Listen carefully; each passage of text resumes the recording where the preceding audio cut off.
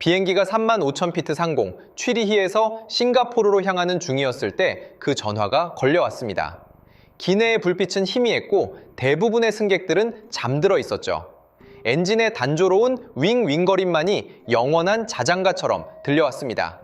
저는 조심스럽게 통로를 걸으며 물을 찾는 승객에게 컵을 건넸습니다. 제 얼굴에는 15년간 연습해온 온화하면서도 정형화된 미소가 걸려 있었죠. 그때까지만 해도 저는 제가 세상에서 가장 훌륭한 의료 시스템 속에서 살고 있다고 굳게 믿었습니다.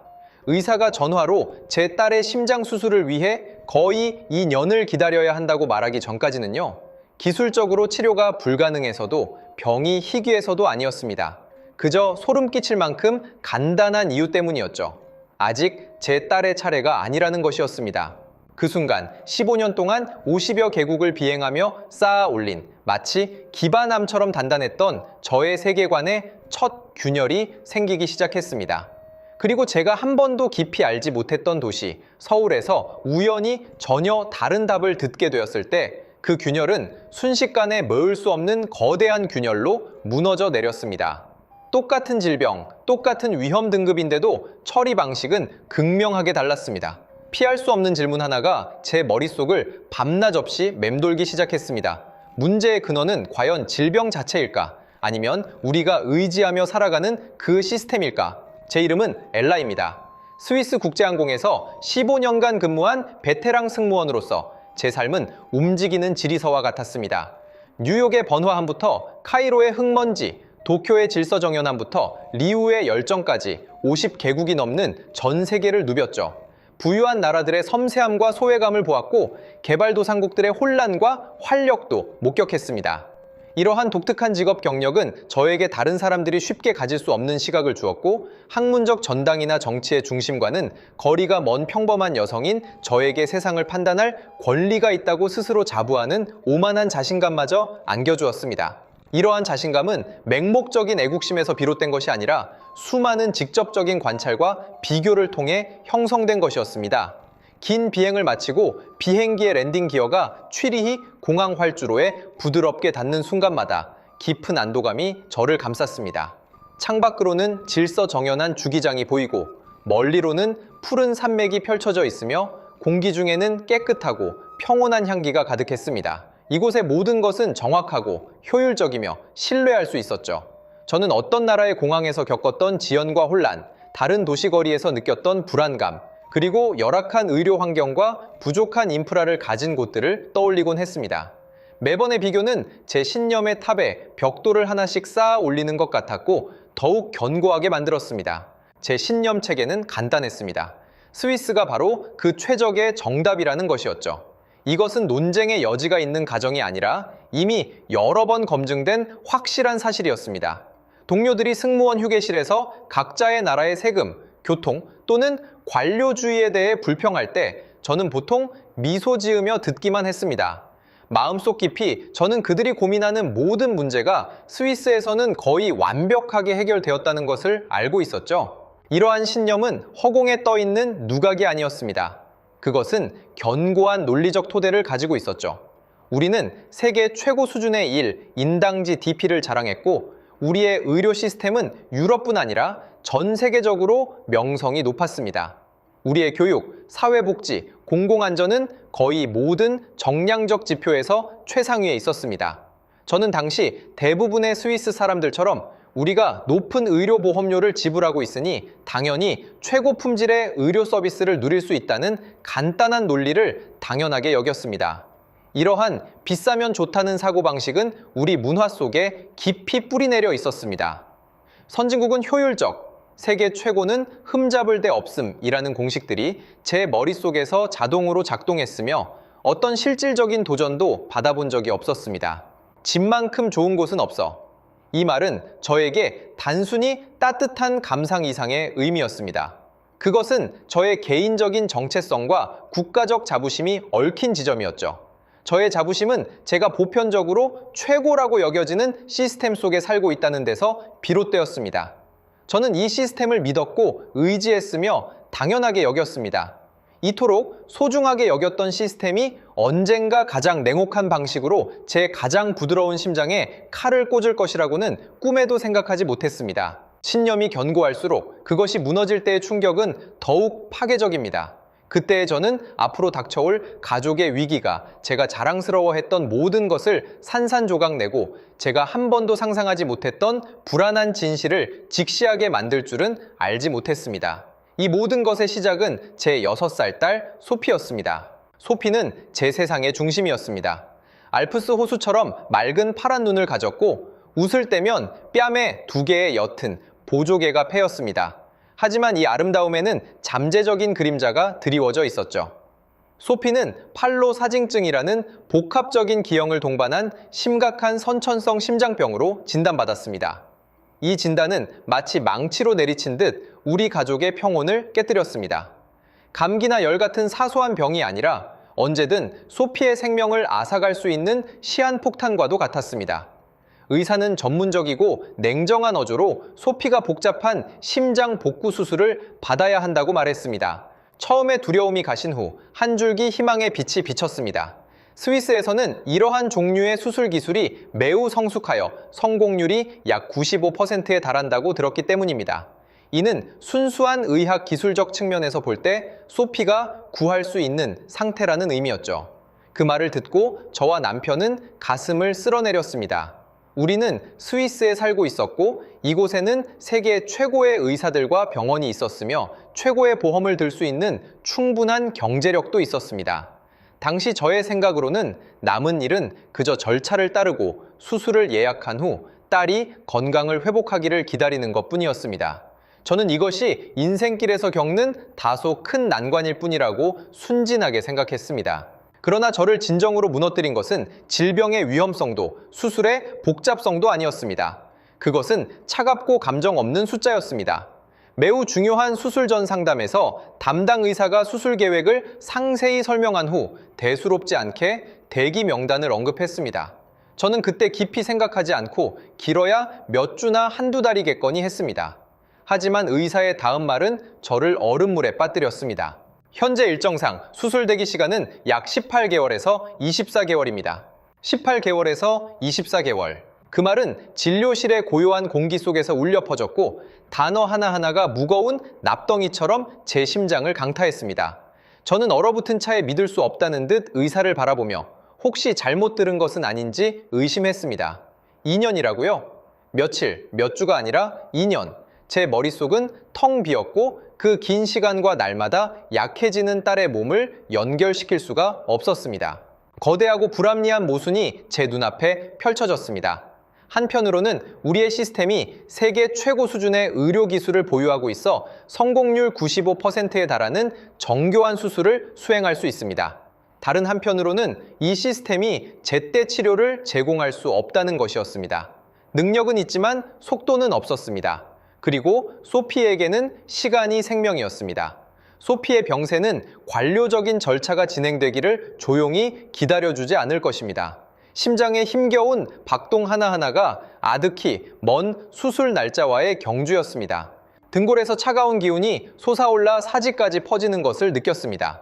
충격, 불신, 그리고는 쓰나미처럼 밀려오는 공포. 저는 떨리는 목소리로 머릿속을 맴도는 가장 끔찍한 질문을 던졌습니다. 제 딸, 그때까지 살아남을 수 있을까요? 의사의 눈빛에는 연민이 스쳐 지나갔지만 그는 그저 형식적으로 대답했습니다. 상황을 면밀히 주시하며 병세를 잘 관리하도록 최선을 다하겠습니다.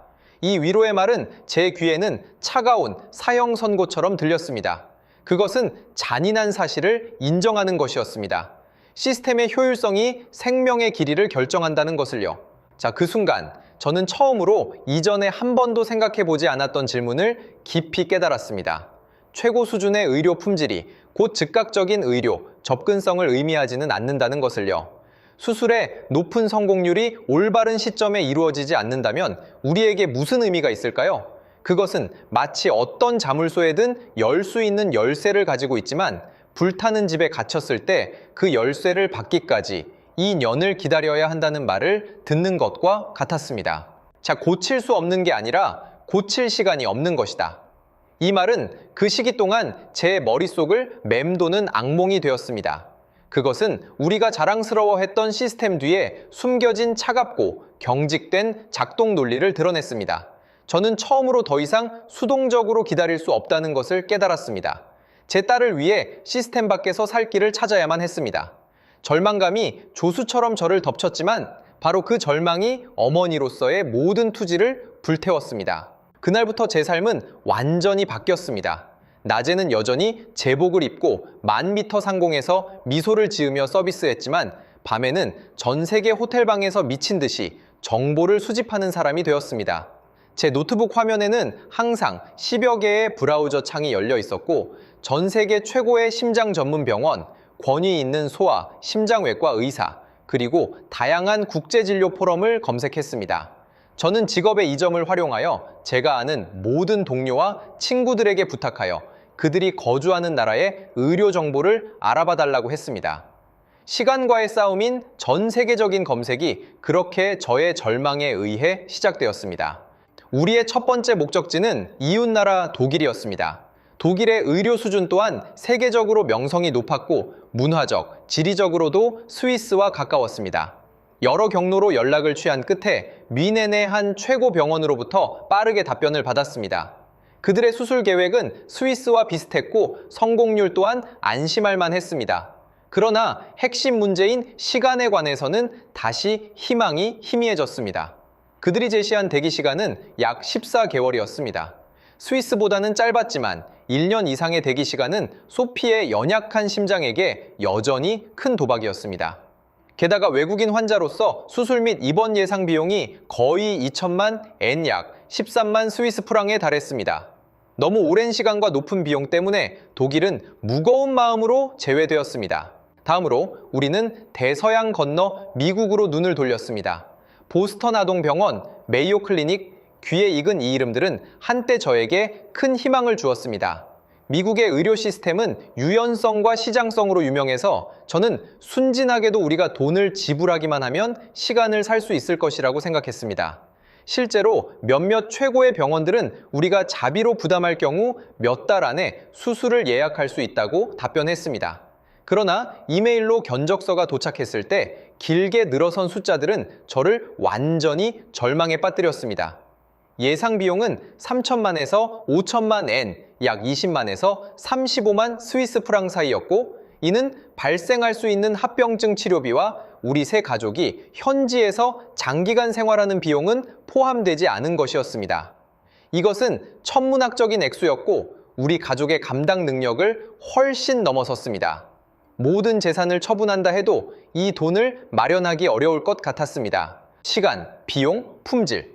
이 세 가지 변수는 풀 수 없는 삼각 딜레마를 형성했습니다. 유럽은 품질이 있었지만 시간이 없었고 미국은 시간과 품질이 있었지만 비용이 감당할 수 없을 정도였습니다. 저는 마치 거대한 밀에 갇힌 것 같았고 출구처럼 보이는 모든 길은 결국 넘을 수 없는 높은 벽으로 이어졌습니다. 이 전 세계적인 탐색은 저에게 세상에 대한 더 깊은 인식을 주었습니다. 이 지구상에는 최고 수준의 의료 기술과 기적을 창조하는 의사들이 결코 부족하지 않다는 것을 깨달았습니다. 진정으로 희귀한 것은 시간, 비용, 품질 이 세 가지를 완벽하게 균형 잡을 수 있는 시스템이었습니다. 모든 나라는 각자의 장점이 있었지만 치명적인 단점 또한 가지고 있었습니다. 부유한 우리조차도 돈으로 생명을 구할 시간을 쉽게 살 수 없었습니다. 절망감이 덩굴처럼 저를 휘감아 거의 숨 막히게 했습니다. 전 세계에 버려진 것 같았고 제가 한때 굳게 믿었던 선진 세계의 의료 시스템 전체에 배신당한 기분이었습니다. 전 세계를 날아다녔지만 제 딸의 생명을 맡길 곳을 찾을 수 없었습니다. 그 무력감, 어머니로서 제 아이를 보호할 수 없다는 고통은 저를 거의 무너뜨렸습니다. 저는 소피의 운명이 정말 이대로 정해진 것인지 의심하기 시작했습니다. 제가 포기 직전에 있을 때 전혀 희망을 걸지 않았던 곳, 서울에서 예상치 못한 전환점이 나타났습니다. 그것은 평범한 야간 비행이었습니다. 비행기가 인천국제공항에 착륙했을 때 날이 막 밝아오고 있었습니다. 서울은 저에게 그저 업무 지도상의 경유지에 불과했습니다. 제 서울에 대한 인상은 공항의 번잡함, 면세점 화장품, 그리고 동료들이 가끔 언급하는 고기구이가 전부였습니다. 제 딸의 생명을 찾아 나선 엘리트 의료 국가 명단에 서울은 한 번도 들어본 적이 없었죠. 승무원들이 묵는 호텔 카페에서 저는 건성으로 커피를 저으며 옆 테이블에 앉은 한국인 동료 몇 명의 잡담을 듣고 있었습니다. 그들은 친척의 아이가 복잡한 수술을 받았다고 이야기하고 있었습니다. 어머니의 본능으로 저는 무심코 귀를 기울였습니다. 서울대학교 병원이라는 단어가 제 귀에 들어왔습니다. 그리고 또 다른 단어들이 들렸습니다. 3일, 만에 예약이 잡혔대. 3일, 그 단어는 마치 번개처럼 제 마비된 신경을 강타했습니다. 저는 거의 본능적으로 몸을 돌려 다소 무례하게 그들의 대화를 가로막았습니다. 죄송합니다. 저는 다소 서투른 영어로 물었습니다. 방금 어떤 병원에서 3일 만에 수술을 예약했다고 들은 것 같은데요? 김수진이라는 승무원 중 한 분이 친절하게 저를 바라보며 고개를 끄덕였습니다. 네, 제 사촌 언니 아들인데요. 심장 문제였어요. 첫 전문의 진료부터 수술 날짜 확정까지 며칠밖에 안 걸렸다고 해요. 여기 병원들이 일 처리가 아주 빨라요. 제 심장이 통제할 수 없을 정도로 빨리 뛰기 시작했습니다. 저는 다급하게 물었습니다. 그럼 비용은요? 엄청 비쌌겠죠? 그녀는 잠시 생각하더니 말했습니다. 정확히는 모르겠지만 국민보험이 있어서 본인 부담금은 그렇게 많지 않았다고 들었어요. 하지만 보험 없는 외국인 환자에게도 서울대학교 병원의 비용이 유럽이나 미국보다 훨씬 저렴하다고 들었어요. 그녀는 제 눈빛에서 다급함을 읽었는지 친절하게 휴대폰으로 병원 국제의료센터 연락처를 찾아 냅킨에 적어주었습니다. 전화번호와 웹사이트 주소가 적힌 냅킨을 들고 제 손은 미미하게 떨렸습니다. 이성적으로는 너무 비현실적이라고 생각했습니다. 18개월에서 24개월의 대기 시간은 제 인식 속에서 이미 정상이었는데 3일에서 5일이라니? 이것은 사기처럼 들렸고 절망에 빠진 부모들을 위해 고안된 달콤한 함정 같았습니다. 비용은 더 큰 의문이었습니다. 1만에서 2만 달러? 이것은 스위스나 미국 비용의 극히 일부에 불과했습니다. 너무나 좋아서 믿을 수 없을 정도였습니다. 그러나 절망에 빠진 사람은 이성적인 희망을 붙잡지 못하는 법입니다. 호텔방으로 돌아오자마자 저는 거의 즉시 노트북을 열고 서울대학교 병원 웹사이트에 접속했습니다. 웹사이트에는 매우 잘 갖춰진 영어 인터페이스가 있었고 저는 시험 삼아 소피의 병력 요약과 관련 검사 보고서를 국제 환자들을 위한 온라인 상담 시스템을 통해 보냈습니다. 큰 기대는 하지 않았고 그저 또 하나의 일상적이고 실망스러울 가능성이 높은 시도로 여겼습니다. 그러나 다음 날 아침 제가 잠에서 깨어났을 때 받은 편지함에는 서울에서 온 답장이 조용히 놓여 있었습니다. 이메일은 자동 회신이 아니라 국제의료 코디네이터가 직접 작성한 것이었습니다. 편지에는 소아심장외과 과장이 소피의 자료를 예비적으로 검토했으며 상황이 복잡하지만 수술이 가능하다고 판단했고 아이를 데리고 최대한 빨리 와서 전반적인 평가를 받도록 초대한다는 내용이었습니다. 평가 결과가 낙관적이라면 3일에서 5일 안에 수술을 잡을 수 있다는 것이었습니다. 이메일의 마지막에는 약 1만에서 2만 달러 사이의 잠정적인 비용 추정치도 첨부되어 있었습니다.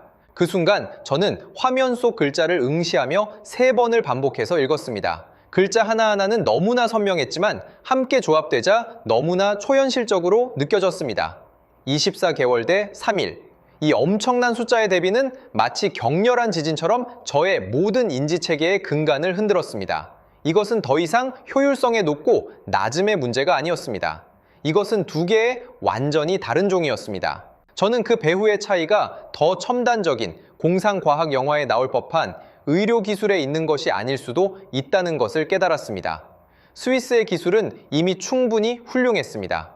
문제의 핵심은 제가 한 번도 깊이 생각해 본 적 없는 어떤 것, 즉 절차외에 있는 것 같았습니다. 전체 시스템의 조직 방식, 운영 효율성, 그리고 자원 배분의 논리가 이러한 엄청난 차이를 만들어냈던 것이죠. 스위스 의료 시스템에서는 의도적으로 무시되는 듯 했던 변수인 속도가 서울에서는 생사를 가르는 최우선 순위에 놓여 있었습니다. 제 머릿속은 혼란스러웠습니다. 오랫동안 쌓아 올렸던 신념의 요새가 24개월 대 3일이라는 거대한 충격파 앞에서 무너지기 시작했습니다. 한 목소리가 제 마음속에서 비명을 질렀습니다. 서울로 가. 다른 목소리는 냉정하게 의문을 제기했습니다. 안전할까? 믿을 수 있을까? 전례 없는 내면의 폭풍이 그렇게 시작되었습니다. 제 마음속은 치열한 논쟁의 장이 되었고 두 개의 극명하게 다른 신념 체계가 격렬하게 충돌했습니다. 한편에는 제가 자랑스러워하며 성장해온 오랜 시스템이 있었습니다. 스위스는 최고이고 그들의 엄격함, 신중함, 그리고 단계적인 절차는 품질의 보증이라는 것이었죠. 다른 한편에는 새롭고 매혹적이지만 동시에 불안한 가능성이 있었습니다. 놀라운 속도와 감당할 수 있는 비용을 약속하는 새로운 선택지, 한국이었습니다. 수많은 질문들이 제 머릿속을 가득 채웠고 질문 하나하나가 날카로운 바늘처럼 제 신경을 찔렀습니다. 이렇게 빠르다면 안전할까? 이것이 저의 가장 큰 의문이었습니다. 스위스식 사고방식에서 빠르다는 것은 종종 성급하다, 꼼꼼하지 못하다와 동일시되었습니다. 우리는 예약하려면 기다려야 하고 일을 처리하려면 줄을 서야 하는 것에 익숙했고 이러한 느림을 실수를 방지하기 위한 필수적인 절차 비용으로 여겼습니다. 한국 병원이 며칠 안에 모든 수술 전 검사를 마치고 수술을 예약하겠다는 약속은 저에게 거의 목숨을 건 모험처럼 느껴졌습니다. 혹시 필요한 검사 단계를 생략하는 것은 아닐까? 그들의 의사들이 병세를 면밀히 연구할 충분한 시간이 있을까? 이렇게 싸다면 질이 떨어지는 것은 아닐까? 이것이 두 번째 치명적인 의문이었습니다. 싼 게 비지떡이라는 생각은 이미 제 뼛속 깊이 박혀 있었으니까요. 스위스의 비싼 의료비는 당연히 높은 품질의 대가라고 해석했습니다. 그런데 한국의 견적은 스위스의 10분의 1도 안 된다니 어떻게 이런 일이 가능할까요? 그들이 사용하는 장비는 낡은 것이 아닐까? 소모품은 저렴한 것을 쓸까? 의료진의 자격에는 문제가 없을까? 세상의 최고의 품질, 번개 같은 속도, 그리고 저렴한 가격을 동시에 제공하는 곳이 존재할 것이라고는 상상조차 할 수 없었습니다. 이것은 제가 수십 년간 쌓아온 경제학 상식에 완전히 위배되는 것이었습니다. 이러한 의구심들은 악마처럼 제 귓가에 속삭이며 저를 망설이게 했습니다. 저는 두려웠습니다. 절망 때문에 잘못된 결정을 내려 딸을 더 큰 위험에 빠뜨릴까 봐 말이죠. 하지만 또 다른 더 큰 목소리가 반박했습니다. 스위스의 안전과 고품질은 2년을 기다려야 한다는 것인데 이것 자체가 소피에게는 가장 큰 불안정이라는 것이었습니다. 생명을 제때 구하지 못하는 시스템이라면 그 품질이 아무리 높다 한들 무슨 의미가 있겠습니까? 이러한 순수한 감정 소모에서 벗어나기 위해 저는 스스로를 취재 기자처럼 몰아붙여 객관적인 데이터를 수집하기 시작했습니다. OECD 경제협력개발기구가 발표한 각국 의료 데이터 보고서로 눈을 돌렸습니다. 밤을 새워가며 지루한 차트와 숫자 속에서 답을 찾아 헤맸습니다. 결과는 충격적이었습니다. 보고서는 한국이 여러 의료 효율성 지표에서 선두를 달리고 있으며 특히 의료 서비스 대기 시간과 병상 회전율 부문에서는 스위스를 포함한 대부분의 유럽 국가보다 훨씬 우수한 데이터를 보인다고 명확히 보여주었습니다. 한국 국민의 평균 수명, 암 완치율 등 핵심 건강 지표 또한 세계 최고 수준이었습니다. 데이터는 거짓말을 하지 않았습니다. 이는 한국 의료 시스템의 빠름이 품질을 희생시키는 대가가 아니라 시스템적 효율성의 발현이라는 것을 의미했습니다. 그들은 안전과 품질을 보장하면서도 비의료적인 대기 시간을 극도로 단축하는 방법을 찾아낸 것 같았습니다. 저의 인식이 미묘하게 변화하기 시작했습니다. 저는 그동안 잘못된 틀로 문제를 생각하고 있었다는 것을 깨달았습니다. 항상 어떤 나라가 더 좋은가를 물었지만 이제는 더 정확한 질문을 던지기 시작했습니다. 어떤 나라의 시스템이 더 효율적으로 작동하는가? 핵심적인 깨달음이 제 머릿속에 떠올랐습니다. 세상에서 가장 좋은 의료 시스템이 곧 생명을 가장 빨리 구하는 시스템은 아니다. 스위스의 시스템은 연구나 난치병 치료에 있어서는 최고봉일지 모르지만 소피처럼 기술적으로 치료 가능하지만 시간이 촉박한 사례에 대응할 때는 그 관료적이고 경직된 절차가 오히려 치명적인 약점이 되었습니다. 마치 장비가 잘 갖춰지고 화력이 강력한 전함이지만 몸체가 너무 무거워 재빨리 방향을 틀어 민첩한 적을 추격할 수 없는 것과 같았습니다. 지금 저는 고통스러운 선택의 기로에 서 있습니다. 제 삶의 절반을 의지해온 권위 있고 느린 명품 시스템을 계속 믿을 것인가? 아니면 낯설고 믿기지 않을 정도로 효율적이지만 결과는 알 수 없는 실용적 시스템을 선택할 것인가? 이것은 단순히 의료 선택을 넘어 제 딸의 생명을 걸고 저 자신의 신념과 정체성에 대한 도박을 하는 것이었습니다. 한편에는 뿌리 깊은 신뢰가, 다른 한편에는 잔혹하고 무정한 현실이 있었습니다. 저는 찢겨지고 망설이며 매 순간이 고통스러웠습니다. 그 주말, 저는 비행 임무가 없었습니다. 저는 소피의 침대 곁을 지키며 심장의 부담으로 인해 다소 창백해진 그녀의 얼굴을 바라보았습니다. 그녀의 호흡은 또래 아이들보다 가빴고 격렬한 운동은 그녀에게 사치였습니다. 잠든 그녀의 작은 가슴이 미미하게 들썩이는 모습은 너무나 연약해 보여 마치 언제든 운명의 폭풍에 꺼질 것만 같았습니다.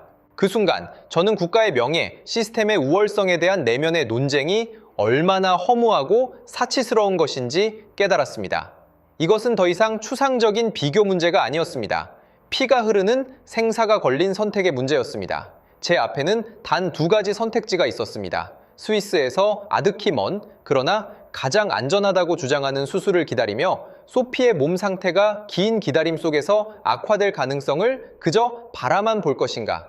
아니면 낯선 나라로 날아가 며칠 안에 수술을 받을 수 있는 찰나의 기회를 잡는 동시에 모든 미지의 위험을 감수할 것인가? 저는 종이에 모든 고려사항을 나열하기 시작했습니다. 이성으로 내면의 두려움을 극복하려 애썼죠.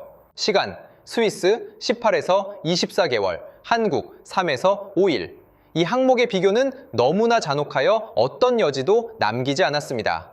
비용, 스위스 자비 부담 시 약 8만 스위스 프랑, 한국 1만에서 2만 달러. 한국 옵션은 경제적으로 완전히 실현 가능했습니다. 성공률, 양쪽 모두 95% 정도의 수치를 제시했습니다. 서류상으로는 기술적 품질에 유의미한 차이가 없는 것처럼 보였습니다. 생존 확률, 이것이 문제의 핵심이었습니다. 스위스의 95% 성공률은 수술을 받을 수 있다면 이라는 전제해에 성립하는 것이었습니다. 그리고 그 긴 기다림 자체가 거대한 위험 변수였고 소피의 전반적인 생존 확률을 계속해서 낮출 것이었습니다. 한국의 방안은 미지의 위험을 안고 있었지만 대기 시간을 극도로 단축함으로써 가장 크고 확실한 위험을 직접적으로 제거하는 것이었습니다. 이러한 요소들을 나란히 놓고 보니 답은 이미 자명했습니다. 제가 결정을 내린 순간은 더 이상 특정 국가에 대한 숭배나 비해에 근거한 것이 아니었습니다. 가장 순수하고 원초적인 계산, 즉 시간당 생존율에 기반한 것이었습니다.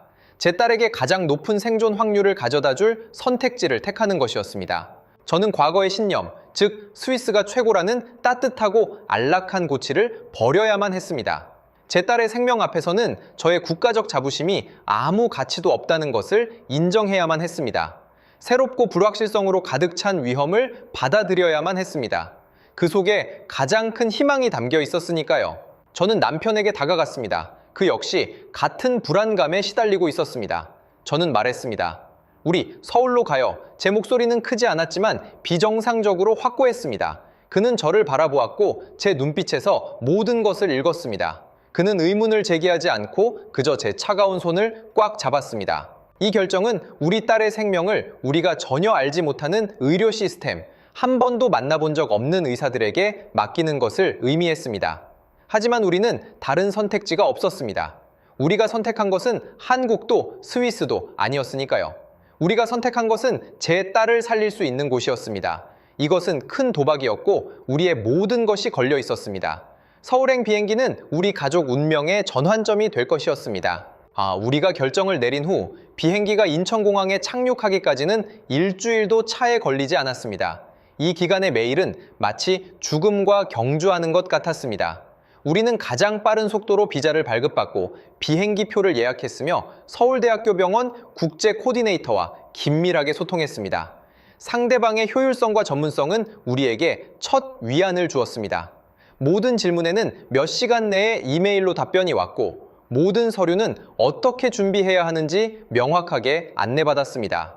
그 느낌은 마치 거대하고 무관심한 의료기관과 연락하는 것이 아니라 신속하게 반응하고 고도로 협력하는 작전팀과 협력하는 것 같았습니다. 서울에 도착한 다음 날 우리는 소아, 심장외과 박 교수님을 만났습니다. 50대쯤으로 보이는 온화한 의사였고 영어가 유창했으며 눈빛에서는 자신감과 집중력이 느껴졌습니다. 불필요한 인사는 건너뛰고 바로 본론으로 들어가 소피 심장의 구체적인 문제와 교수님이 적용할 수술 계획을 쓰리 D 모델로 명확하게 설명해 주셨습니다.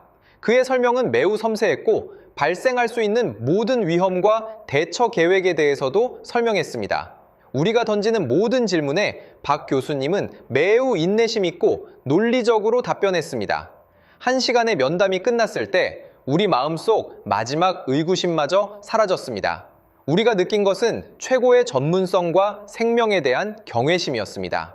이후 이틀은 눈부시게 바빴지만 질서정연한 전투와 같았습니다. 소피는 심장 초음파, CT, MRI를 포함한 일련의 정밀 검사를 받았습니다. 놀랍게도 이 모든 과정이 병원 내부에서 끊김없이 진행되었습니다. 우리는 다양한 서류를 들고 여러 건물 사이를 뛰어다닐 필요도 없었고 한 가지 검사를 위해 몇 주를 기다릴 필요도 없었습니다. 코디네이터가 모든 것을 준비해 주었고 우리는 간호사의 안내에 따라 시간표대로 한 검사실에서 다음 검사실로 이동하기만 하면 되었습니다. 모든 단계는 시계의 톱니바퀴처럼 정확하게 맞물려 단 1분도 낭비되지 않았습니다. 넷째 날 아침, 소피는 수술실로 들어갔습니다. 그 문이 닫히는 순간 제 세상도 멈췄습니다.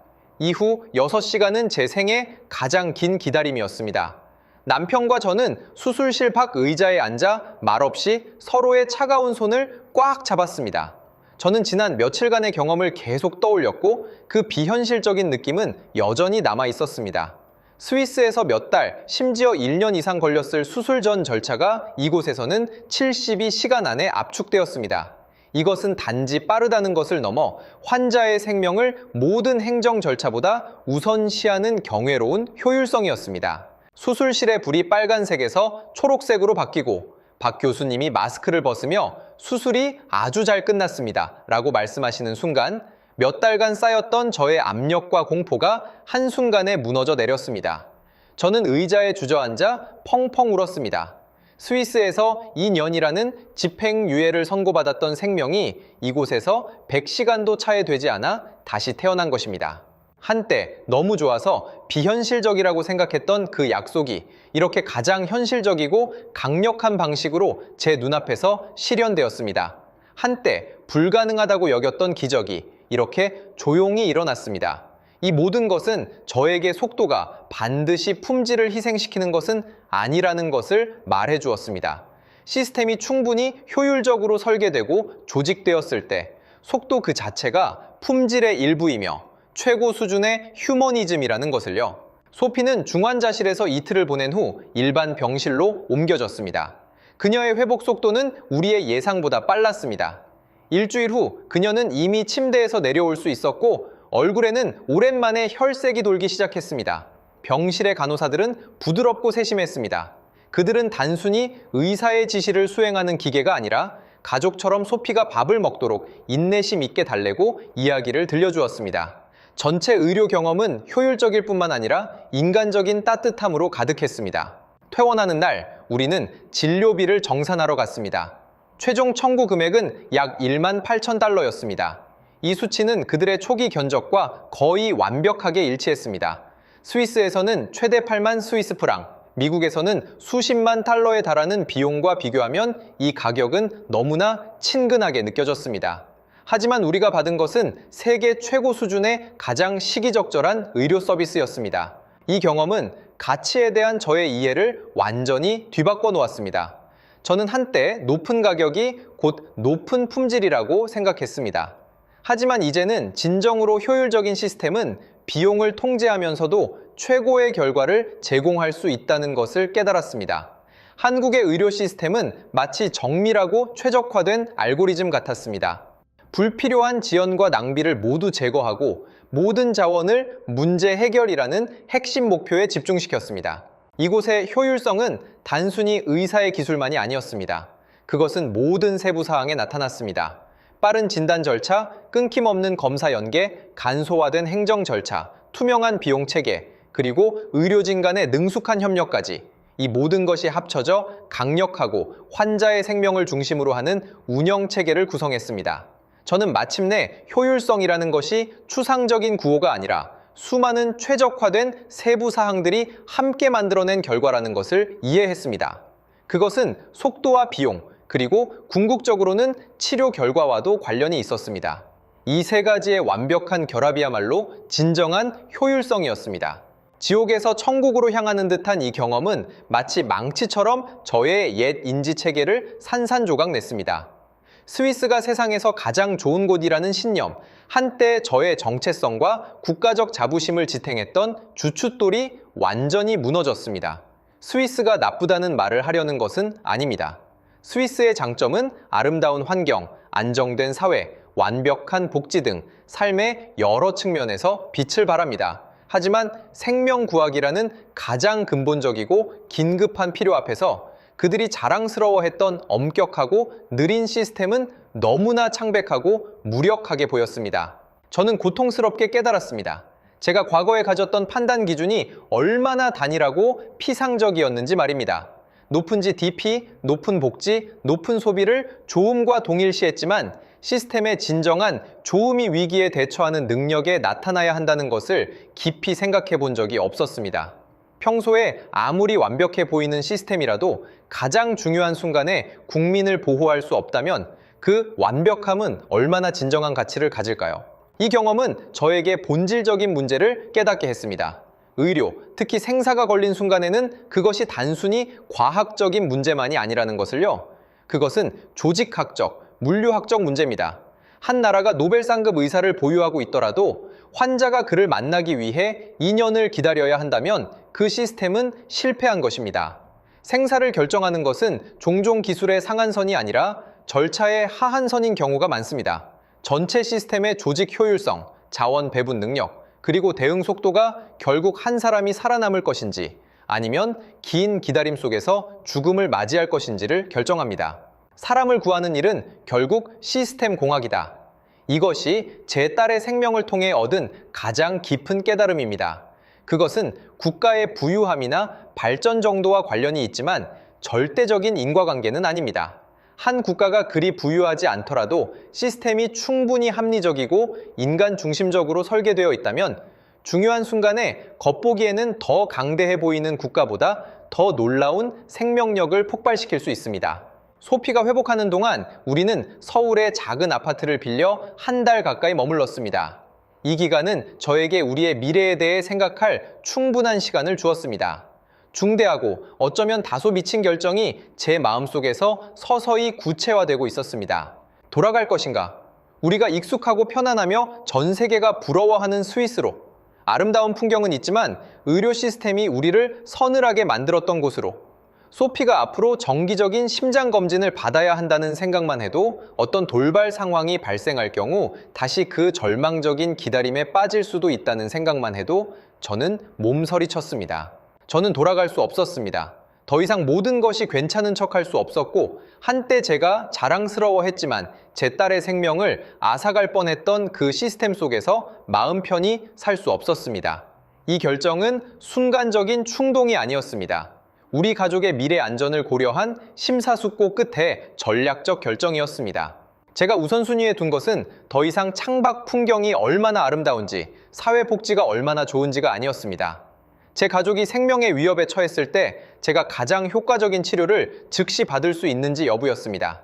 저에게 필요한 것은 속도와 접근성을 최우선으로 하는 의료 환경이었습니다. 서울에서 저는 그러한 가능성을 직접 목격했습니다. 이곳에는 알프스산의 설경은 없을지 몰라도 한밤중에도 저를 안심시킬 수 있는 효율적으로 작동하는 생명보장 시스템이 있었습니다. 저는 한국의 장기 체류 정책을 연구하고 외국인의 취업 및 생활 환경을 알아보았습니다. 이것이 거대한 도전이 될 것임을 알고 있었습니다. 우리는 익숙한 고향을 떠나 언어가 통하지 않고 문화가 다른 나라에서 새롭게 시작해야 했습니다.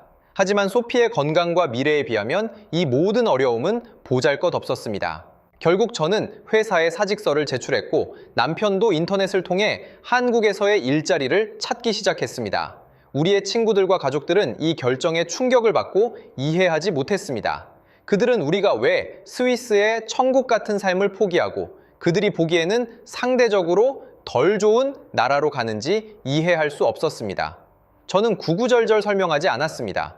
그들은 저의 절망을 겪어보지 못했고 서울의 기적을 목격하지 못했기에 제가 한 일이 강등이 아니라 업그레이드였다는 것을 이해할 수 없었으니까요. 가족의 핵심 안전 요구에 대한 업그레이드 말입니다. 제 이야기는 여기에서 거의 끝이 납니다.